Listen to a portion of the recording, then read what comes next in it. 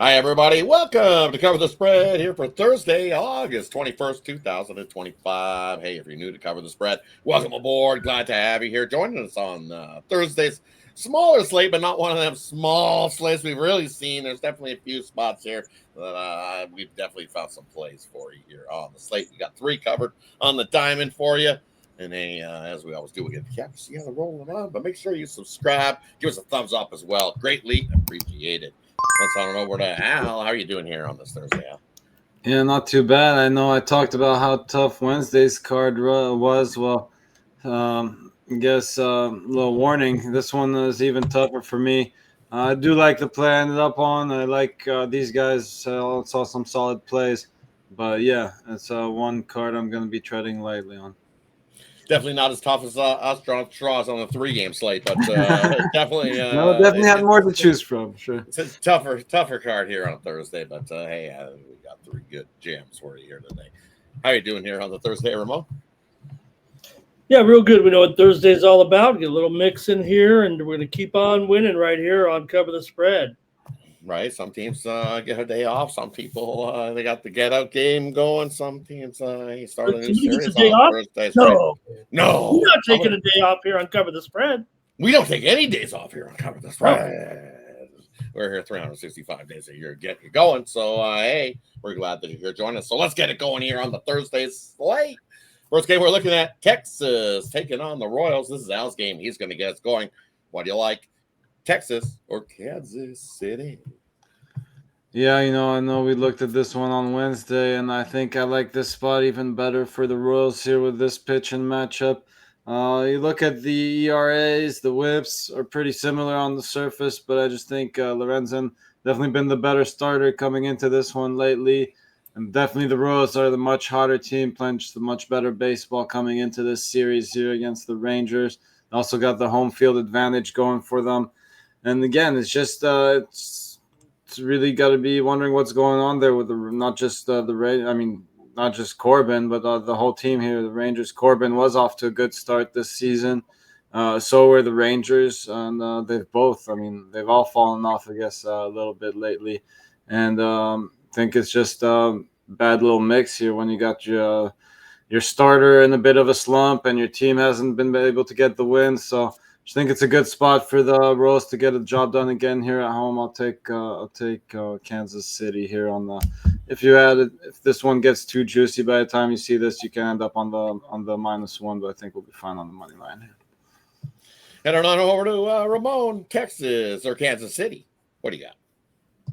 Texas was able to mask some things with all those, the good pitching at home, but it feels like on the road, this is where they're starting to slip right now, having lost 8 of 10 heading into Tuesday night's action. And yeah, they're the ones that are chasing Kansas City. They could still say, hey, we got a chance, 3 or 4 games out of the wild card spot, but Texas has fallen to like half a dozen games back, and they need to win now, and they're not winning, and Kansas City is winning. So they're the hot team coming in for sure. But hey, nobody's talking Patrick Corbin Day. I never do, but I will, I think, here against the Royals. And Lorenzen's numbers haven't been great either. Both these pitchers are, below 500 and mid-4 ERAs. So Texas has been allowing for the last week of close to 6 runs a game here. The Royals have scoring woes at home, but does feel like they are starting to heat up again a little bit in the maybe a last push here if they're going to try to get involved in the wild card chase, chasing teams, the Yankees, the Red Sox, the Mariners. Those are the teams they're trying to chase down. So I'm going to go over here with these guys for sure. Lorenzen, he's kind of a soft tosser in a way there, and Rangers maybe can keep it close here. And hey, if it stays close here in the late innings, they'll need an extra run anyways. So give me the over with Texas and Kansas City here on Thursday. And for here in this one, I'm going to take the Royals here in the first 5. You look at Michael Lorenzen. This will be his second start back off the stint. His first one looked half decent, went 4 innings. So I think that that'll increase. It'll push his pitch count up to. He pitched 82 in that. I think he can push his pitch count a little higher than that and get him to go 5-6 innings here in this start. He's also going against his old squad, so I think he has a little bit more motivation for this one going against his former team.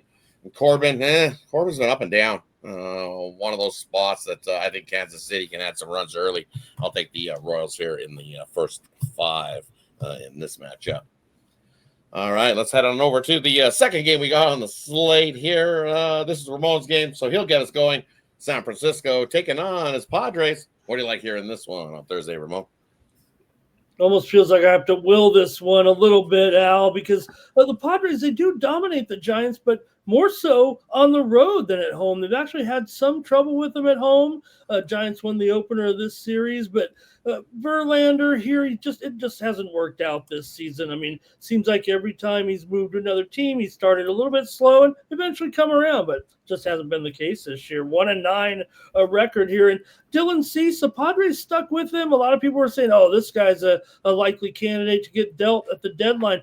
Well, all he's done is gets a little bit stronger here since then. Maybe the relief of not being dealt. I don't know. The numbers still aren't great, and he's 5-11 this season. He's starting to have good outings here. Padres kind of, like I said, they still have won 10 of the last 13 against the Giants. They're 10-4 in their last 14 at home, and 14-7 the last 21. So they need a win bad here. Fortunately, the Dodgers aren't exactly knocking out of the park since they swept the Padres. I just had to throw that in there, Al. I'll take the Padres on the run line in this one, and they need it. I mean, they know the Dodgers know this is crucial crunch time right now. I'm taking the Padres to roll and get off the snide a little bit here on Thursday.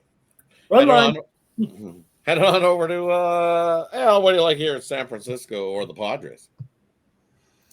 Yeah, it's definitely a tricky matchup here for sure. I mean, I definitely like this Padres team. Yes, I'm still a Dodgers fan, but I do like the Padres lineup better than the Giants lineup for sure.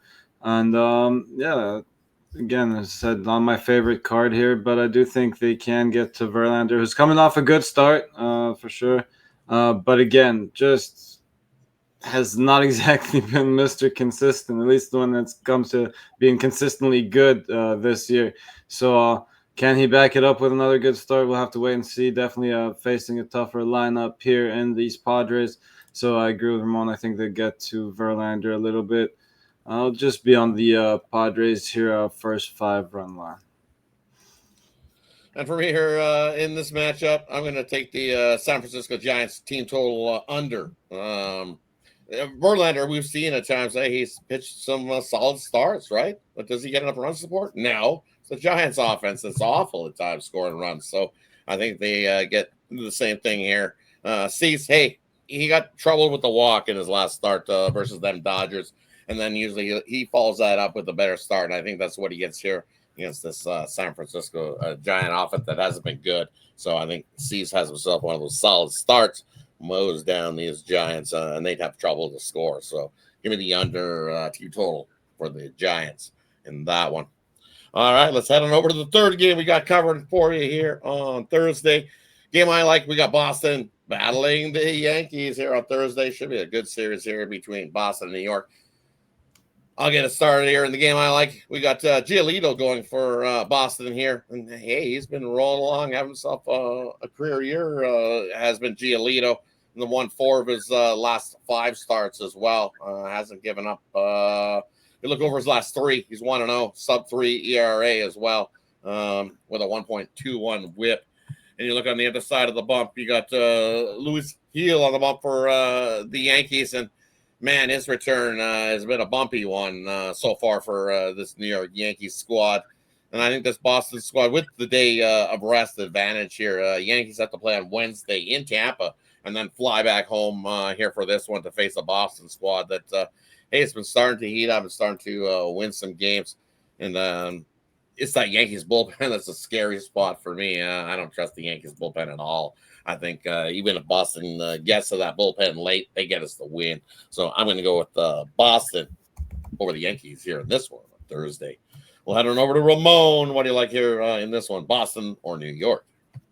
Yeah, it's not a championship bullpen, and that's what the Yankees have Yeah, they're playing pretty okay to get a wild card spot, but you're not going to beat some of these teams without shoring up that pen. So, look, Yale, maybe with a little bit of work here, he can get back into form. He's facing a Boston lineup that he has pretty good success against here in a small sample size. And same for Giolito. Strong numbers against this Yankees lineup as well. We know Giolito 8-2 this season, done a pretty good job here. Not only that, Boston, they're starting to dominate the Yankees a little bit this season. So this spells trouble all over, I think, for the Yankees. But I do think Giolito can handle the lineup here early on, and I think he'll will have an improved start. Again, if you combine the two, they're holding these two teams to about $150 batting average in just a couple of games of work against one another, a couple times through the lineup, if you know what I mean. So I'm going to go under in the first 5 here with Boston and the Yankees on Thursday.